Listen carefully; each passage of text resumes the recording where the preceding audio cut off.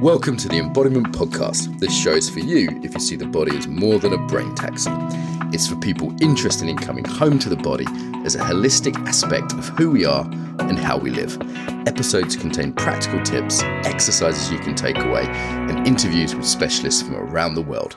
I'm your host for today, Mark Walsh. So on the show today, Frey Faust.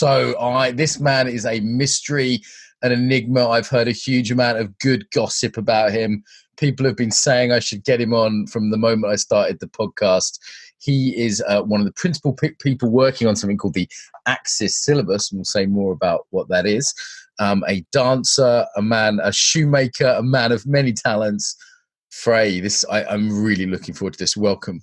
Thank you, Mark. Thanks so much for inviting me. It's an honor. You know, tonight I looked at my diary and it was like kind of late here in England. And I was like, I've got a podcast, and I saw it was you, and I immediately had energy again.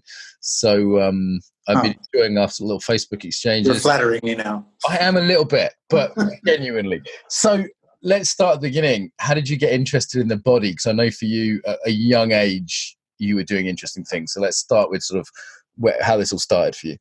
I was raised. I'm a child of the 60s, so in that period, there was a cultural revolution, and one of the common events was called a hootenanny. That was where people would play acoustic music, play drugs, basically, and wave around. No one cared how you moved. No one cared really what you did. The idea was just to do it and to experience your body moving. Out of that, I moved also, and no one was criticizing me. No one was pushing me for excellence. No one was driving me on. So I think I already had a kind of innate, let's say, aptitude, or how would I call it? Let's say that movement is what I think of as my mother language.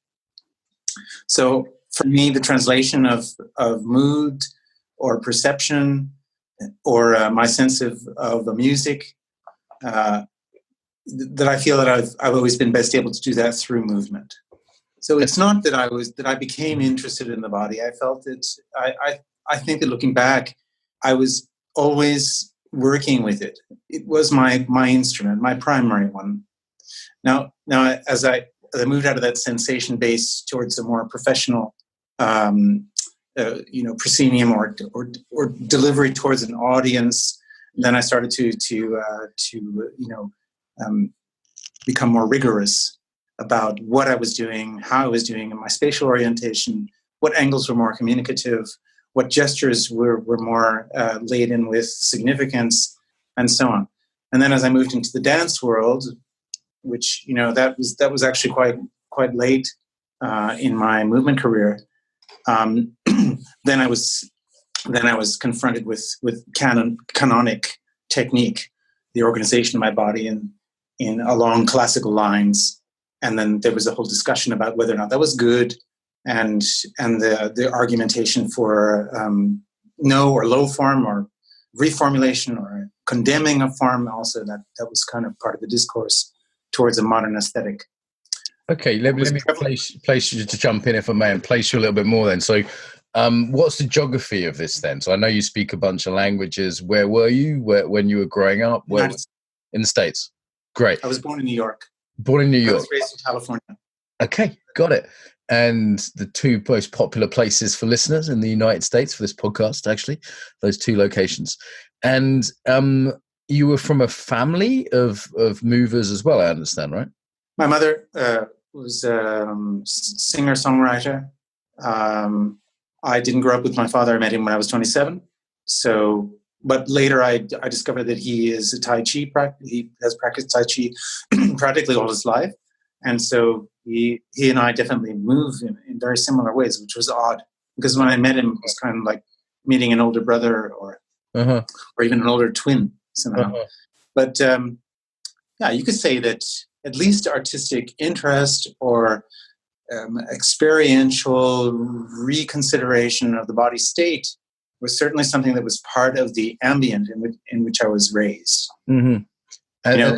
Sitting meditation, moving meditations, the practice of yoga, different forms of embodiment, if you will, and that was all part of the kind of petri dish in which I expanded.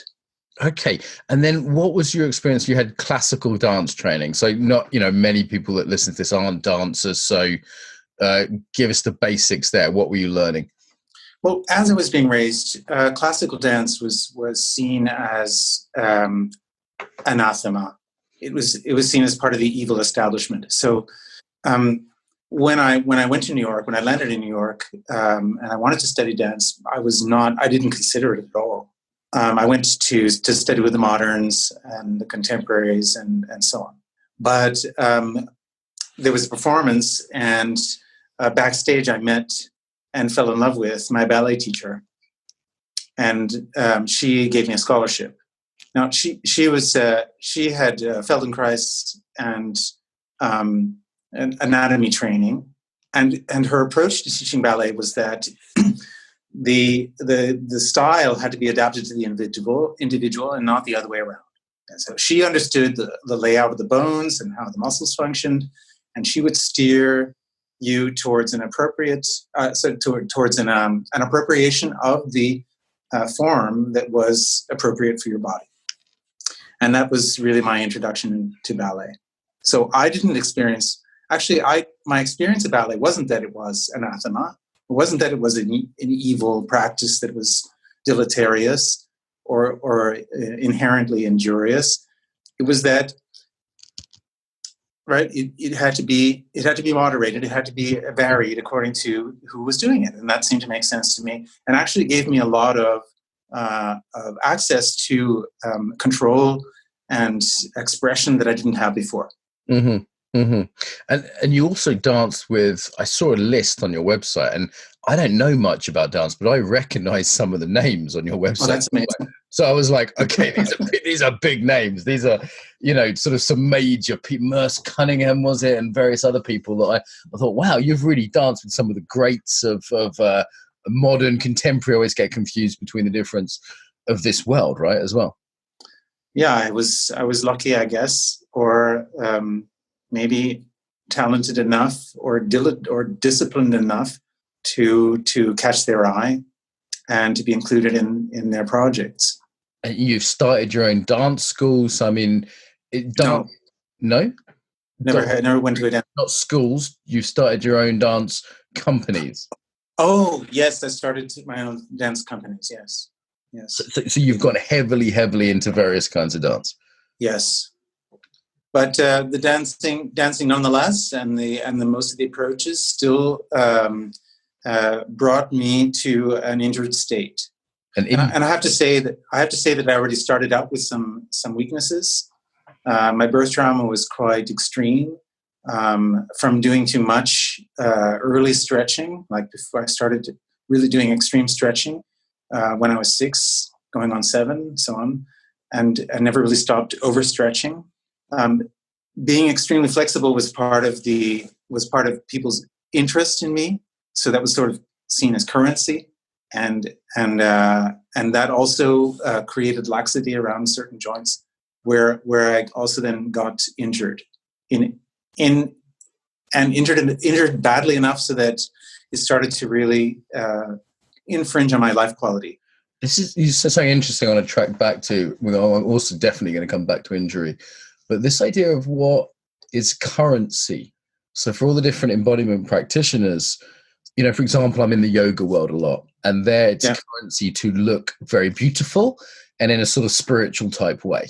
Or for martial artists, the currency is you're a tough guy, and for the improvisers, the currency is you're funny.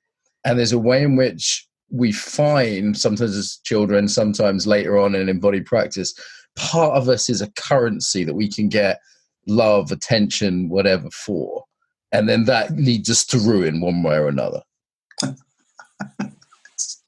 Yeah. And I suppose, you could say that people don't change unless there's a crisis. They tend not to reconsider what they're doing or how they're doing it unless they're pushed to the edge of ruin. We are conservative when it comes to change in many ways, aren't we? Like I'm, just at a biological level, I'm trying to conserve sugar. I'm trying to conserve calories. On another level, I'm stuck in my habits. Neurologically, I'm wired it takes effort to rewire. Takes effort. You know, and it also, like, I'm going to have dinner after this. I'm probably going to have the same sort of thing I normally eat because it's just sort of easier. Unless I'm going, you know what, I'm really having digestive problems. I better eat some other food, you know? Yeah, and it's really actually a hassle to change. It makes you vulnerable to injury in and of itself. Uh-huh. And you know, you're not necessarily likely to, even if it represents a net positive after a while, the beginning stages can be very uncomfortable. Yeah. So, you know, you have to really be in a state of crisis to be merit, you know, to merit actually a second look. Yeah. So yeah. that's, I mean, the injuries actually were what spurred me to study. Got it. I mean, that, and also, you know, the internet came online in 97, and that was when I was actually able to access all of this information. And because unlike most of us, you actually took advantage of that. You didn't just look at cats and porn, right? Like, or cat porn. I don't know, whatever the kids are into. I've never seen that. Yeah, does it exist? My wife probably knows about it. So you've editor, leave that in. Fuck it. Just leave it in. It doesn't matter. Who cares?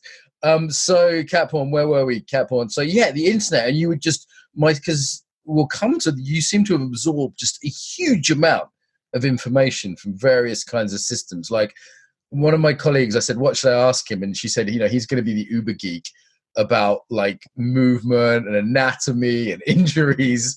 Like it sounded like you just absorbed a huge amount at that time. It was fascinating to me. I mean, I've always been, you know, I love studying. I've always loved it. I started doing it before I went to school. It was always, you know, it was something that, and school actually discouraged me. I mean, there was the idea that we had to focus on these irrelevant subjects. I mean, there's nothing like, you know, being injured in a certain part of your body to make the study of anatomy relevant. Right. So, you know, like one thing led to another. And also, I mean, that was the moment where, you know, fascia was being discussed finally in a serious manner, because of course the idea that there had to be something else holding the body together that was managing the amount of power that the muscles were produced, or the impact shocks that the body had to manage. There had to be something else holding it all together. And I don't know if you remember, but Serge Grakovetsky was one of the first people to take the fall in a public manner when he lost his job, and his reputation was besmirched because he started saying, you know, there's something up with this stuff. Yeah. And that was a good 20, 30 years before 1997. And that was a moment where all of these experiments, you know, were finally being done, and the abstracts were available, and started to see that, you know, all of these notions about how the body worked were being challenged. Right. Challenged in a very methodic and scientific manner. Yeah. You know, so and it was so rapid that all the textbooks that were being handed out to doctors in their trainings were obsolete. Right. Because anatomy had stayed the same for a few hundred years, basically, right? And people thought, okay, the body's kind of like levers and pulleys. We kind of get it. Nothing really much to be discovered. Right. And then some shit happened. Wow. And that was, you know, I felt like I was riding the wave. I mean, it was so exciting. So also I was alone. Yeah.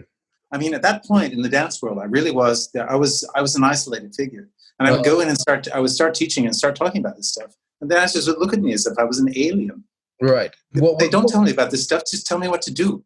Right. Tell me where to put my leg, and there's the same in yoga back at that time as well. No one was doing anatomy. It was all just, you know, this shape, that shape, right? Yeah, all over the place. So what do you do rather than tell people what to do? What do I do? Yeah, if you don't tell people what to do, what do you do? Well, first of all, I'll discuss a part of the body and talk about the research, the relevant research, and especially, you know, about joint centration and the trajectories that are suggested by that, and then we'll go into a kind of experimental laboratory moment where each person will look for their own centration. That's experiential. So they actually theory, some research, practice. Then you do some practice. And there might be hands-on moments, where people help each other through sensation, or be around each other, witness, observe, and verbally exchange, and then talk about sensation, and then look at the trajectory that is available, that feels supportive to the movements that they're practicing, and then try to do that trajectory in different modalities. So standing, lying down, hanging from something, being picked up, pushing against an object, and then we'll take these micro movements and expand on them. So let's see. We're talking about moving through the room. Moving around is a basic. So when we move, we have to manage gravity, and especially dangerous are moments where we go to the ground, or get up from the floor. So those transition moments. And so we try to back engineer falls and look at these joint-centered trajectories as components or constituents of this back engineered fall. So we'll do it really slowly, or we'll do it, then faster. And we'll try to expand it so that it becomes a throw through the room, or we'll take these things and jump them, or see how we can apply different forces, centrifugal, centripetal force, and see how we can turn it. All right, so it's more that I might propose examples, or we might improvise and then find examples together, and then work out a common vocabulary in the moment. To the degree of like, hey, I've got this plan, there's a syllabus, there's a, this, we're looking at this joint, and there's a degree of creativity, responsiveness. Like I saw some videos on different workshops you'd done before I do this interview, and it looked really fun. It looked like, okay, so it's slightly geeky, slightly scientific-y, but also experiential, a bit artistic. You could see this was coming from people that are involved in the arts as well. That was clear. But so there's an interesting mix of sort of science and art and experience. I was imagining martial artists doing it. It'd be like, how can I hit you? How does this break? How can I, how can I, what happens if while I'm rolling with this? And then I was imagining, lovers doing it. It'd be like, okay, how is it to kiss this part? How is it, yes, how to have sex with understanding how the spine functions. Right. So, yes. Say more Those about are all that. subjects. I think you put our attention, Frey. Say more about having sex with the spinal function, because sex does seem to create this wonderful spinal rhythm. It could. Which I've seen in quite a few Feldenkrais exercises. And I thought, where have I seen this before? And I was like, oh, fucking. Hey, listen, that's we all got here that way, so might as well have fun. Let's talk about that. It's late, you're fun. Let's talk about spinal rhythm. And there are martial artists, and there are horse riding teachers, and there are physiotherapists, and jugglers, and tightrope walkers, and there's all kinds of people who are participating in the project. Right. So people are coming from different movement backgrounds. Very different movement backgrounds. Also, I love that it's a project, right? And the Axis Syllabus itself, you've told me, is a book. So you said I shouldn't call you the founder of it. I should call you, what is it? The key consolidator, or primary consolidator. Wow, that's so macho. I love it. That's the primary consolidator. Okay, I'm writing this down because I don't want to, when I write this up, I don't want to do anything. But I was trying to get away from the notion of authorship, because out of like a humble recognition that most of this information is, I'm rewording or trying to find correlations between things that I've found or harvested, and not authoring. But that's, for me, it's a distinction. I don't have a claim to gravity. Right. I don't. Right. I don't have a claim to that. Yeah. Not copyrighting the knee. Yeah. Sometimes I feel like it goes overboard. This kind of thing. Fred, you sure you're American? Like this copywriting. Surely you could copyright it. But what I've loved about what I've seen about it, I'm keen to do it in Berlin, because there's a guy there I know who does it. He does workshops, and I said I've got one of his in my diary when I'm next in Berlin, and does primary consolidator, yeah. And I'm really looking forward to doing it there, because it looks fun, and it looks like it's a growing body of work and an exploration, and there's something live in that, rather than we have a system and we've put a block around it and now it's ours. Fuck you. Right? Ours. You have to do it like this. And there's this a list of things you have to, like an agenda of exercises and moves that you have to do in this time, and it has to be and the results have to be this and that and the other. In order to teach it, you have to do this and that and the other. And none of that is there. So that's why. I mean, I'm not against branding. Please don't get me wrong. I think that everyone can draw from the information and figure out something of their own, and that can enrich the field. And a lot of the people who are in the project, they make up a name for what they're doing, and they choose a certain gamut of things that they enjoy, that they're good at, and that's what they teach. So then, and I think that's wonderful. So what I think what I would like to have happen with this is that it creates a kind of a common like a level playing field, if you will, where it's sort of a kind of a university where people go and they learn about all this stuff, and then they do what they want with it. I do what I want with it. I have my own approach to it, but I'm not out there saying you all have to do it like me. There is still a syllabus, and there is still people who are sort of certified to do it. How does that work? Well, syllabus is a list. So, when I say Axis Syllabus, we're talking about a list of things that are pertinent to dimension and therefore also movement. So an axis is a through line. It describes a volume. It could describe a volume or a pathway. And the Axis Syllabus is then a list of things that have to do with movement and the human body. Yeah. So I understand. And I also think that the word certification is problematic because, the criteria for excellence shift according to what the person's interests are and what their own target audience is. If they're making cat porn, it's going to be real different. Very different. If they're a dancer or a martial artist, right? They're going to have a different. Or a yoga teacher. Yeah. So on what grounds do we certify someone? Well, fluency with the document, with the materials in the document. Got it. Yeah, that's like basic, and then there's fundamentals. Rolling, crawling, walking, running, jumping, those things, you can movement fundamentals, right? So they're not fundamental like, or horse riding or dance. They're human movement. Like can you, like Ido Patel or whatever, Rafe Kelly we had on the show, like can you climb a tree? Can you dance? Can you roll around the floor? These are basics for all of us. Yeah. Fundamentals. And so like a knee bend is a knee bend, it doesn't matter what context you're doing it in.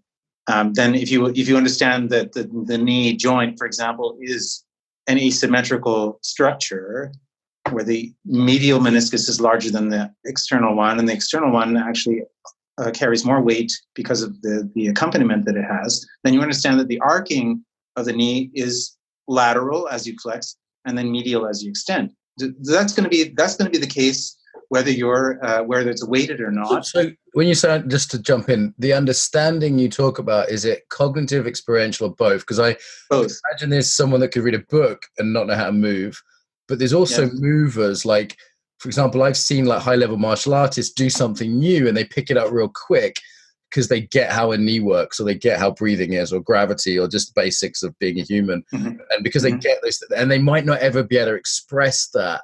Like I think the distinction is comparable to language. I can speak without knowing how to read, right? But if I know how to read and write, then I can backlog my thoughts and edit them, and I can also then consider actually how I'm expressing something. So understanding anatomy or understanding things cognitively about the body makes me a more empathic teacher, because I'm looking past the skin. I'm looking past the clothes. I can see, I can actually register. I can see when people are favoring something, when they have pain, and I can usually understand, or often understand, why. So I can sleuth out biomechanical problems, not the other ones, but biomechanical problems. With regularity, because of the deep study, because it's rigorous. Because you look at a mover and you go, okay, I don't just intuitively get this from my movement, but I can see you're twisting the knee or overextending a joint, or whatever the particular thing is. Yeah, I can understand that the syntax is wrong in that movement. Okay, The anatomical grammar is incorrect. Anatomical grammar. That's a really nice way of putting it. Like this, and I guess there's a re-education there as well, right? So there's an experiential sense of like, hey, if you do this, you'll figure out that this your knee can't do that, this and this, but it does this and this really well. Yeah, and I think the re-education is a lot about recognizing and honoring your structure. So what is it? What exactly is it? So most people have, let's say, I would say almost all, or nearly 100%, have a pelvis that is wider at the top than the bottom. What does that mean? The positioning of the acetabulum. What does that indicate? What's the angle of your femoral neck and the height of the trochanter? All of that has an effect on what you can do. Yeah. How expansive is the acromial shelf in your shoulder? And what does that mean for elevation, arm elevation? So as a teacher also, you don't expect to see carbon copies of images in the book or your teacher or yourself. You actually start looking at physiognomy and understanding the variations that have to occur in order for that person to respect their morphology. Got it. I remember first time I saw a yoga teacher, because this was never done in yoga, and then Paul Grilly would say, look, this guy's arms are different. When you have several people in his video, he'd say, this guy's arms are just longer than this guy's in proportion, or look, this woman's elbows rotate out. Like, I'm always amazed, like when I tell people that the female arm generally rotates out at a higher degree and generally goes to the side slightly more, and people just haven't noticed this. I'm like, that's an entirely different arm structure than most men. And people just are shocked to see this. And I go, look, come on, we're different. There's gender, but then there's also ethnic differences and huge individual differences. And if you don't take those into account, the shape, the form, whatever, is just, in some instances, is just frankly impossible. Absolutely. Tell us some more about the basics then. So what are the, if you had a beginner's guide to Axis Syllabus, what are the basics? So there's anatomy, functionality of movement. What are some of the other main sort of classes if I did like a 10-class series or whatever? I think, anatomy and physics are probably the main subjects. But then some people, they take that and they take a look at pedagogy, social dynamics, and also anthropology. Where did we come from? How does that manifest? People take it into very different subjects. Experiencing yourself as part of the environment. Mm-hmm. Mm-hmm. Some people are really keen on that. How does your body feel? How does it react to an outdoor as opposed to an indoor environment? Mm-hmm. What are different ways you can stimulate the nervous array, and looking at proprioceptors as opposed to mechanoreceptors and so on. Perception, working with suggestion and image and so on. Mm-hmm. Referring to literature. So, I mean, really, I think you can branch out forever, because the human body is really the basis of all the arts and sciences. Right. There's the basic. But if you wanted to say that there was like the fundamental cornerstones of the Axis Syllabus are anatomy and physics, maybe anatomy and physics together represent biomechanics, right? So the biomechanics of the human body, understanding momentum, kinetic energy, inertia, and the 5 gravitational forces, and how that affects us, how it limits or furthers us. Understanding what your resources are and making use of them. Beautiful. And what's your aim with it? Is there a goal in mind, or is it just like an open-ended research group? Where are you going with it?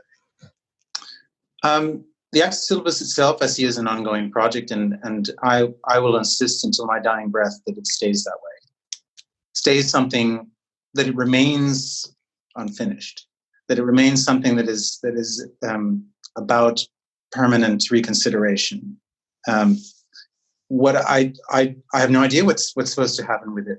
Hopefully, it disappears, because I think that the best thing that could happen would be that people just that it becomes part of general understanding, mm-hmm. and that we no longer have to call it something. We don't have to get a certification in it. We can just it can be just part of the air, part of the kind of like part of the air that we breathe. Right, right. Like there was originally maybe just a few mathematicians and they were working with these crazy ideas. And someone said, what if we had the number 0? And they were like, whoa, mind blown, And like, now that's just like, something we type 10 times a day and it's on our clocks. And, someone invented 0 that didn't exist. The Catholic Church was pissed off when someone invented 0, and it was like not a thing, and now it's a thing. So yes, well, that's a good metaphor. Math isn't something that we think of as a brand. So shared human understanding, and shared human understanding. Go lightly into it, or medium, or deeply into it if you needed to. Right? It's there. There are books. You can make a profession out of it. Yeah. Or it can just be something that's a basic tool for your life. Okay. So this is a nice dream. I'm just kind of rolling with this a little bit. That some of this stuff, this embodied knowledge that is kind of becoming to the fore, could just become normalized, could become integrated into society in a way that wasn't strange and didn't need special workshops in weird rooms in Berlin, with people who have funny haircuts and costumes.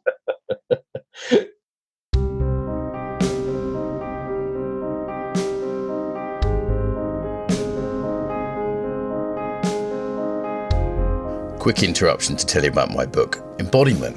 Creatively named, hey? Actually, Embodiment Moving Beyond Mindfulness. You can find this online at theembodimentbook.com. That's theembodimentbook.com. So this book is an introduction to the whole field. If you like these interviews, you'll probably love this book. Funny stuff, poems, personal stories from my life, illustrating what embodiment's all about, and loads for professionals in the field too. Top teaching tips, language tips, that kind of thing. Yeah, real condensation of everything I've learned about embodiment, basically. So you can get pre-orders at Amazon.com, and if you just put in Embodiment Moving Beyond Mindfulness, that's the name of the book, or go to theembodimentbook.com. On there, you'll see quotes from various teachers, a bunch of fun illustrations, and you can also get the first chapter completely free online at theembodimentbook.com. Enjoy, and back to the interview.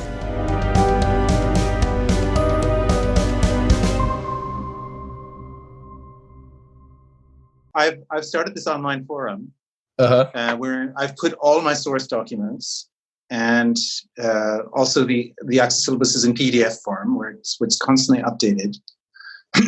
It's a communication platform, so people can exchange with each other.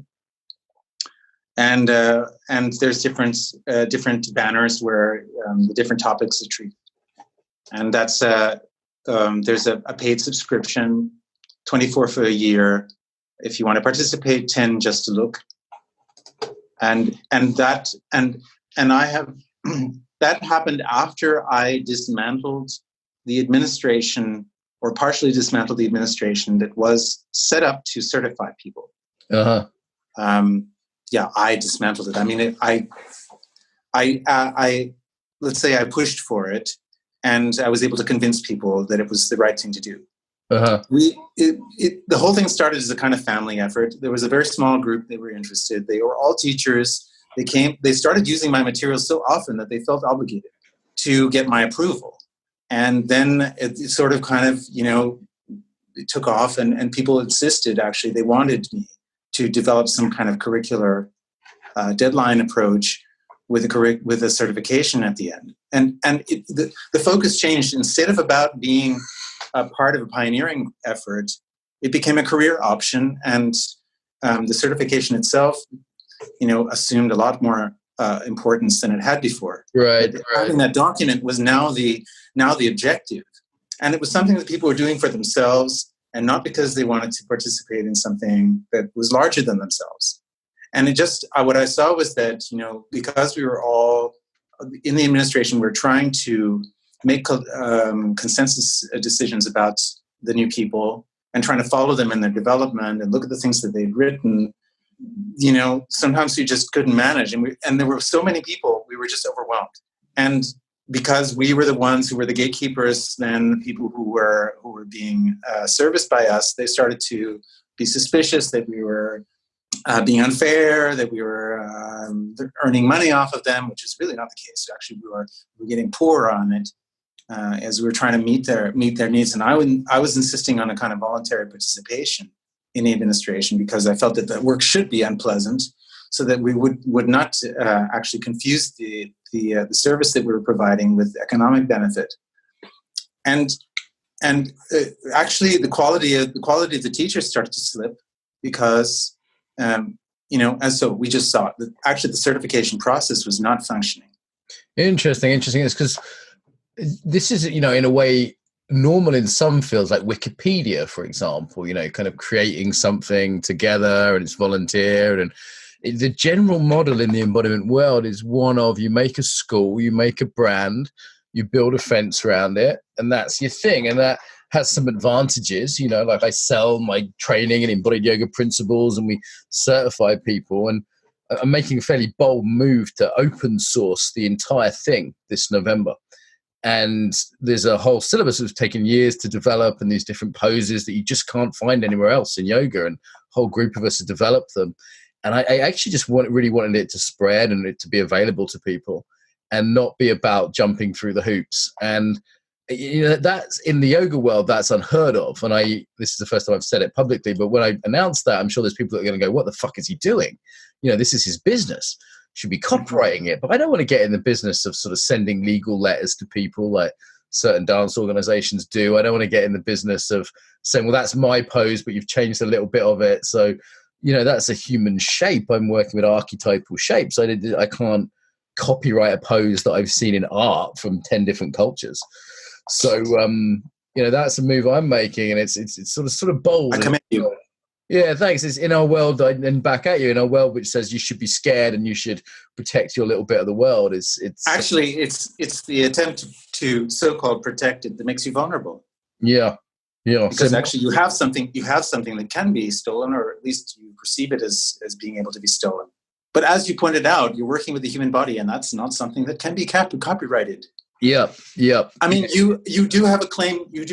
I think, because you have done the work to collect and order things and make them accessible, and that's something that no one can take away from you, because you standing in a room and transmitting the information in the way that you do cannot be imitated, or it should not be. Let's say any imitation would be a poor copy.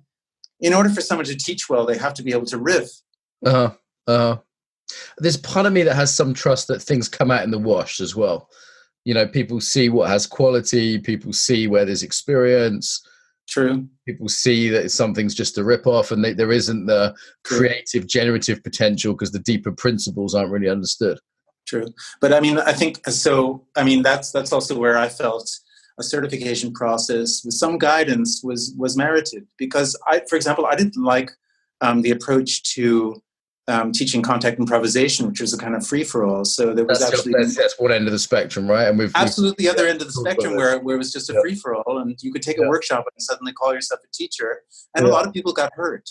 Yeah, right. Not just students, but I mean, reputations were destroyed. So somebody would start teaching with no experience and make all the classical errors of an amateur, and just be run out of town. And I think that was cruel.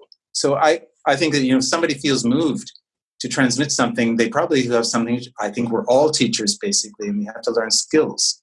So if somebody wants to do that, then there should be sort of a hand me up or some kind of a hand up.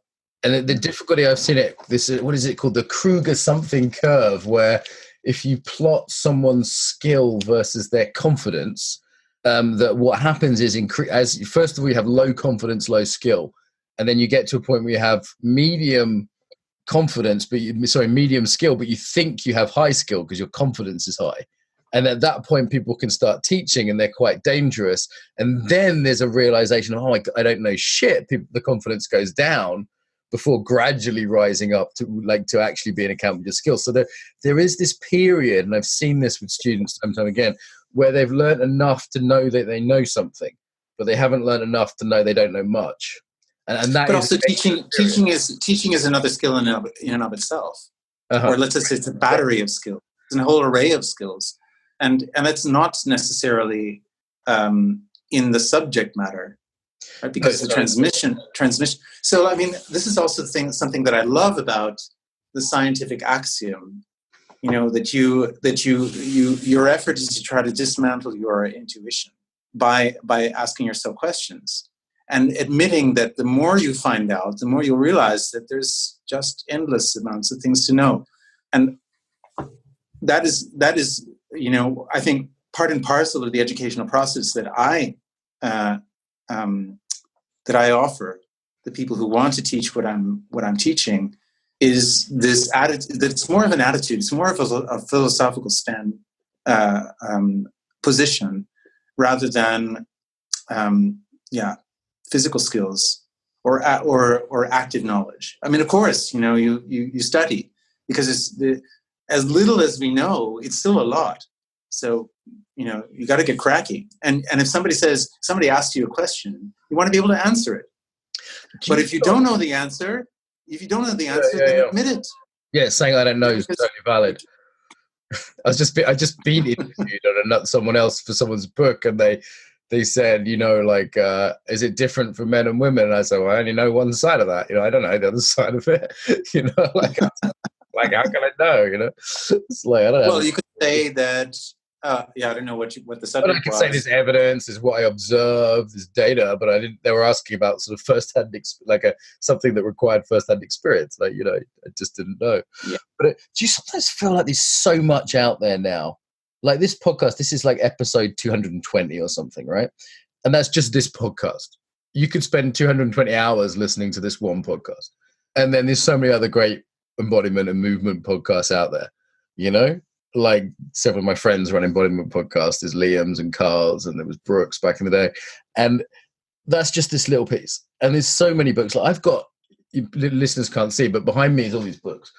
And I've read about 80% of them, but there's a good 20% on there that I haven't got around to reading. And actually, I probably own enough books to spend the rest of my life just reading those books. And there's new ones being published every week. And do you sometimes feel overwhelmed by the amount that we could? I know people that feel guilty, they're not reading enough. There's a lot we could be learning right now. Well, I was a cook in restaurants in my living for 16 years, and getting into you start by chopping vegetables, and then you start by reading recipes, and then you see there's a lot of math involved, and then you start understanding something about chemistry. And you know what I mean? It's just on and on. I mean, there's no end to it. And then there's all the styles and the culinary approaches and mixing this and that and the other with the various effects. I mean, there's no end to it. Everything you look at, anything you do. Branches and branches and branches. Yeah. Making shoes, it's an incredible art form with so many other art forms that are submerged in it. Everything is like that. Everything, Mark. Everything is like that. God, that's depressing. I thought a career change would solve my problem. But no, it's not depressing at all. I have to start again. No, it's not depressing. It's simple. And then I realized it would open up. And before I know it, we'll be talking about cats with shoes. Okay. I mean, it's only depressing if you want to know everything there is to know. I do. But if you're I want to know everything. I want all the stuff in my head that isn't in my head yet. And in if my you like the adventure of discovery. It's not how I see it. I go to a library and I'm just angry with all the books because I don't know what's in them yet. It's probably the wrong attitude. So I saw a cat riding on someone's shoulder on a bicycle today. I thought, I've never seen that in Brighton before. That's why I'm cat obsessed today. I thought there's a thing I've never seen today, just for the first time. I thought I'd seen it all in my town. A cat on a man's shoulder on a bicycle. So shoes, let's talk about shoes. Let's get to the real stuff. So you make your own shoes. Do you have a pair with you? Can I see a pair? And listeners won't be able to, but I'm just curious.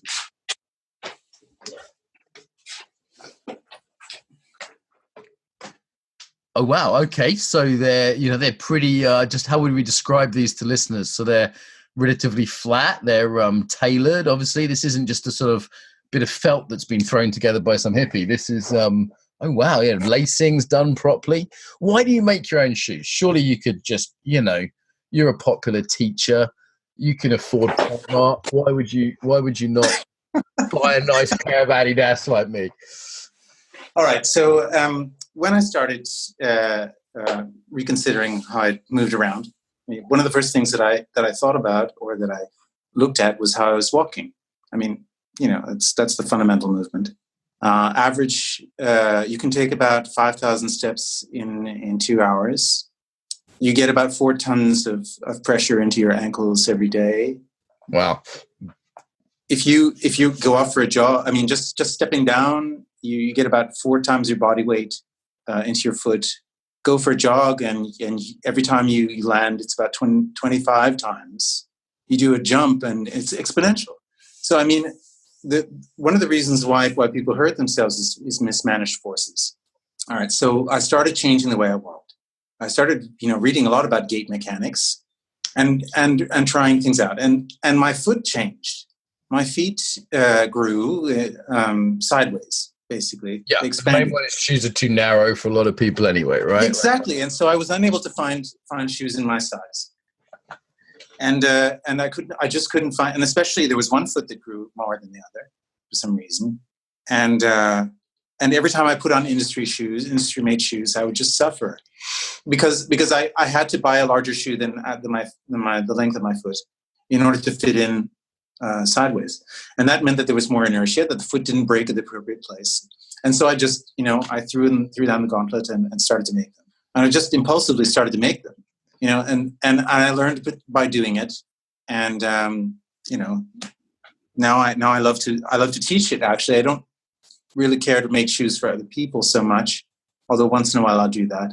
But I love to teach it, and I think that everybody should know how to. At least they should know something about how the things come together, what the things to look for also in a shoe that supports your physiognomy or don't. So, for example, could I have an Axis Syllabus high heel, Frey? Is that possible? Could you Axis Syllabus? I don't know if an Axis Syllabus shoe exists, but I mean, I really doubt that actually. But I think that you could have an ergonomic high heel shoe. I mean, it depends on how high the heel is. I think any shoe has limitations because it does create a relatively unchanging environment for your foot. That's interesting. And that is a problem. Even the flat ones and the special thin-soled ones. Yeah. It's still creating an environment which is non-malleable in a way. Yeah, and your foot doesn't experience the external environment in a way that does. And I mean, also indoor spaces, they do that too, because everything is regulated. The surfaces are flat, and so like one of the best ways to reconsider what you're doing is to take a walk on. Like a stony beach. Yeah, Brighton Beach. Yeah. It's hard work if you're not used to it, walking on Brighton Beach with the pebbles, and it's constantly shifting and it's funny angles, and it's hard work. So then you one of the principles also is that your foot needs to work in order to sustain the arch. Mm-hmm. Because the muscles that sustain the arch are educated through the descent path. Right? So when the arch is depressing is when all the nerves get to understand how much to resist or not. And if you fill the arch in, so for example with Birkenstocks or a lot of the running shoes they fill in the arches. Yeah. Then your foot is really your foot is being replaced by a prosthetic. Right. So instead of that natural arch developing through having to work, this is a really great. You're giving great foot here, by the way, but this is such a metaphor for modern life. We make things easier by taking out the work, and then we lose all the functionality that work produces, like the metaphor of astronauts, and they can, by the time they've been in space, they come back down to earth, they can barely walk, like, you know what I mean? This is a great metaphor. Absolutely. Yeah. And actually the cost for making things too easy is a lot of pain and disease. Because think about it this way: the legs are called the second heart, and not for a reason. The blood has to turn around in your foot, and the reason why it can is because you're moving, and because the muscles are active. So when the muscles atrophy and they're not active, then blood return is dampened. Got it. So actually, when people put support shoes on, they're actually not supporting themselves at all.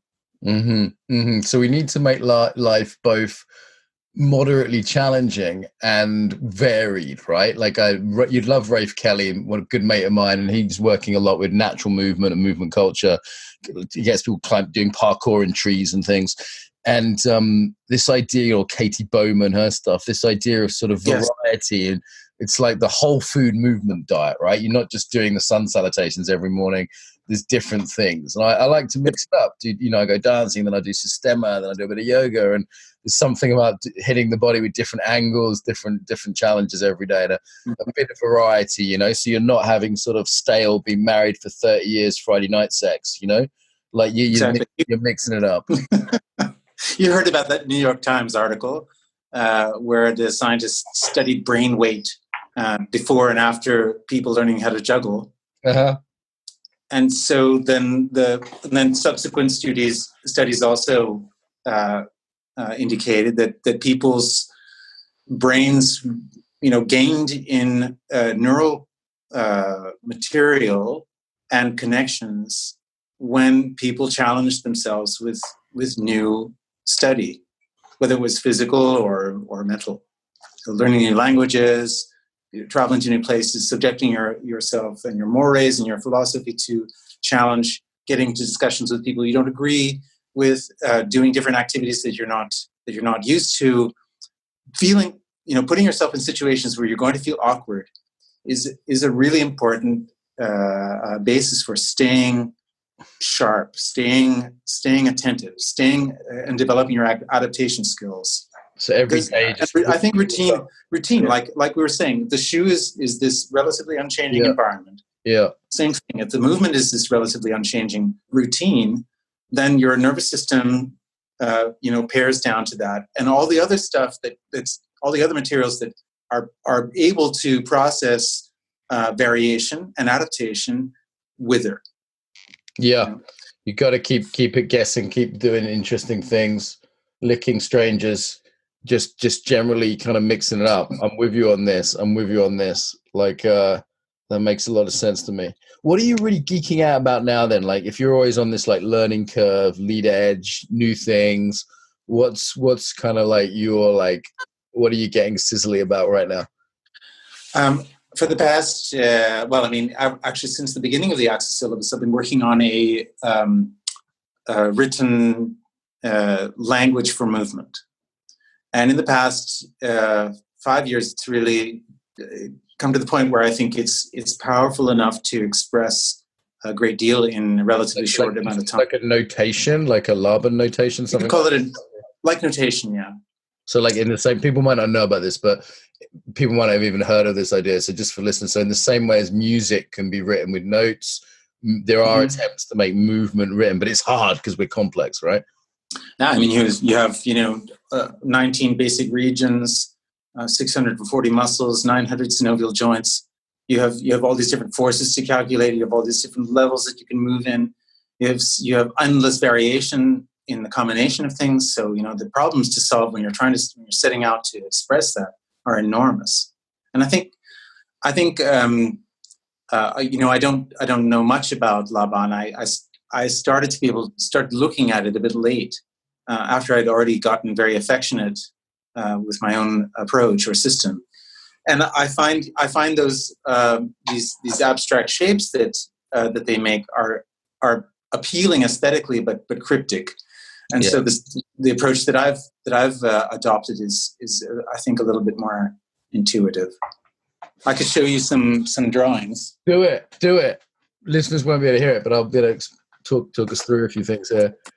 I mean, what I found is that writing it down, we were talking about literacy. Writing it down, first of all, shows me what I didn't see or what I didn't notice. That's really a very interesting thing. Like, hey, I wasn't tracking that. Yeah, didn't, or the tension there. Because whatever I focus on is really an infinitesimal aspect of movement. Right. And in order for that thing to happen, there's so much else that has to happen that I'm not thinking about. So, but writing that down and then trying to understand how I got from this point to that point. It's like we were talking about. It just opens up those worlds within worlds. So here's an example.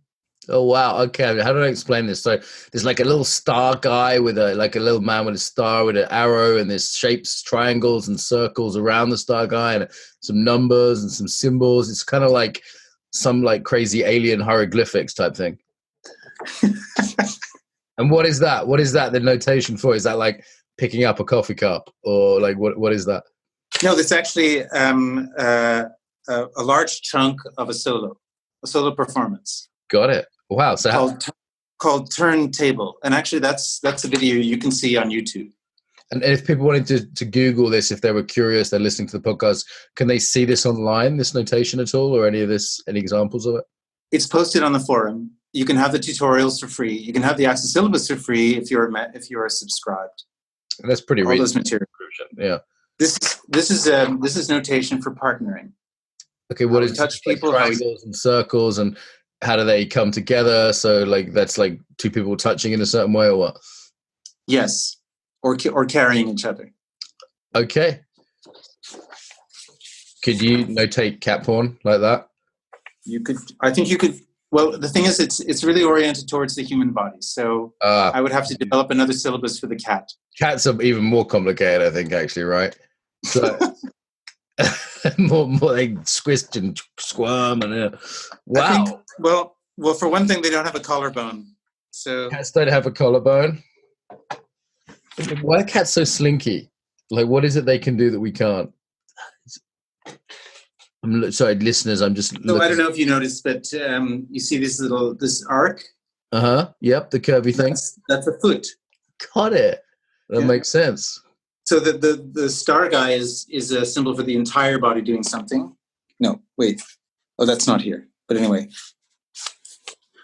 this sequence is all about the foot and what it's doing in space. So the arrows indicate direction, arcing, orbiting, rotations.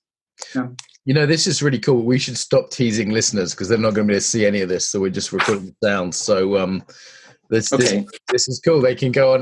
Where do they go to see some of this stuff? Is it axissyllabus.com or where's the website? Axisforums.org.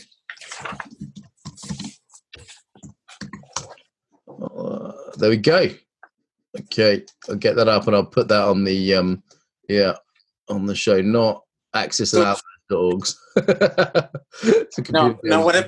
There's several of my students who've picked this up and they started to work with it, and they have experienced an immediate enhancement of their ability to think in three dimensions.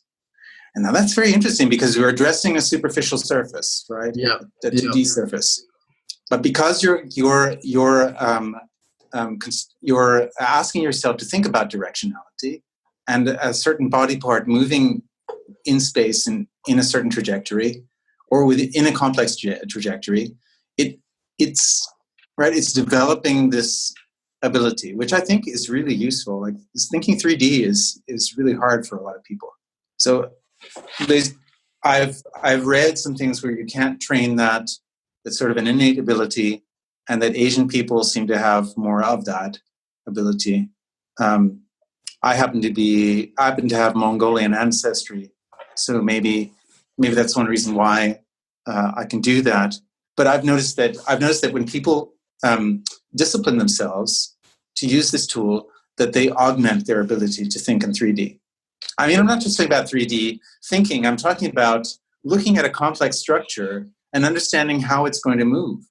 Frey, this has been a wonderful geek out. I'm super tired. I'm so sorry. I've been doing trauma work today and running around town and God knows what else. And I'm running out of the ability to ask you intelligent questions, which feels a shame because my sense is you're just a wellspring of stuff. My sense is we've just touched upon all the stuff that you can offer. So I'm looking forward to getting to some Axis Syllabus classes and in terms of sort of finding out more about you, where do people go? What do they want to look at? You can look at my website, freyfaust.org, to see my calendar. Great. But I think the best thing is to become a member of the forum. There's a public calendar there that anybody can see, and also anybody can post on whatever they're doing, whether it's Axis Syllabus related or not. There we go. That's beautiful website, the Axis Syllabus. That looks like a place in Berlin, if I'm not mistaken, on the cover there. Cool. Frey, this has been nice. I knew it would be fun. I've been in a slightly weird mood today, so excuse all the weird references. No. But don't take that as not weird at all. because this has been, I knew you were going to be fun. So I knew it. I've been loving your audacious Facebook posts. Oh, I've had to come back now. I've really, my business partners have had a word and said, look, can you just stop Facebook posting stuff that's going to get everyone in trouble? So I'm on kind of like a fast. I'm on like a provocation fast right now. So unfortunately, it's sad. Well, you can. You know what I've been doing? Private message. I've been just weeding out the people who can't take it, who are on some kind of vendetta against society. It's funny, isn't it? There's a people that are really I just didn't want to see that anymore. Like I didn't want to see, people. Yeah. I was so glad when I read you said, "Thank goodness for grumpy motherfuckers." And I was like, yeah. Oh, this is my kind of person. We don't have to be positive the whole time, and my ones, if there's clearly no sense of humor, I'm like, okay, this just won't end well for either of us, And all the smears and the hate. I don't know, man. People have got a funny, like some resentments. They want to kind of take people down or feel good about it. I mean, it's a funny one. I've definitely seen a turn towards this in the last. Yes, it's mean-spirited, and it's small-minded. I mean, we human beings just got here. Really millions of years. We just got here. Right. Be a little bit more curious. And we're doing our best, right? Be a little bit more humble. Ridiculous circumstances. We're just arriving and we're trying to figure things out, right? Exactly. These people, their shoes are probably too small, man. They've probably got sore feet, Frey. We should feel sorry for them. They've probably got itty bitty tight shoes, and they're not happy. They're not happy. They need more cats and better shoes. So I think that's a place to end it. Do you have a closing message about the body that's better than get better shoes and more cats? I mean, I think that between schooling yourself and honoring yourself, there's some kind of happy medium. I don't think that there's any way to resolve that. Being alive is a frictional state. You're somewhere between birth and death, and you have to resist in order to enjoy, but you also have to surrender. So studying yourself and studying your interactions with the world and studying how to move, I think those are fundamentals that everybody would benefit from. And people like Mark Walsh, people like all the people that you've mentioned, myself, we're convinced of that. We're available, and you can choose to interact with us. But also, like Mark said, and like I'm also trying to do, we're trying to make this information available to you to use in your own way. Join us. Beautiful. Thank you so much. You're welcome. Some ways to get more, to give back, and to get more involved now. So the biggest request I have would be to share the podcast with your friends, people that you think would really enjoy it. Email it to them, put it on your social media, tell them about it, old school. Really appreciate that. Equally, if you want to support us financially, you can go to Patreon. That's patreon.com/embodiment podcast and give us $1 an episode. And I'd say they're well worth $1. So that's less than £1 if you're in UK-ish. So please go there. On the embodiedfacilitator.com website is where this is hosted. Most people I think listen to for iTunes. iTunes, we'd certainly appreciate a review. The way iTunes works means that a review means more people will find it. iTunes regards it as more important for searches. So even a couple of sentences review really does help as a little thank you to us. And if you want to go to embodiedfacilitator.com, you can see the actual, links to the sites. There's comments on there. The Facebook group tends to be where people discuss things. So if you go to put in the Embodiment Podcast into Facebook, there's a page which is relatively quiet and a group which does have some discussion on. So I will reply to things personally there. So also on embodiedfacilitator.com website, there's all sorts of freebies there. There's videos, there's free ebooks, there's ebooks you can buy. And of course, there's our newsletter list. If you want to stay in touch and learn about things like the Embodied Facilitator course and our next Embodied Yoga Principles teacher training, then go to that website and you'll see a little pop-up and you can get the newsletter through there. Okay, so I think they're the main ones. Tell your friends, pay us some money on Patreon, give us a review on iTunes, Send us your email if you want to be on the newsletter list, and get involved on the Facebook. There, bit long. Pick whatever you like that works for you. Until next time, welcome home to the body.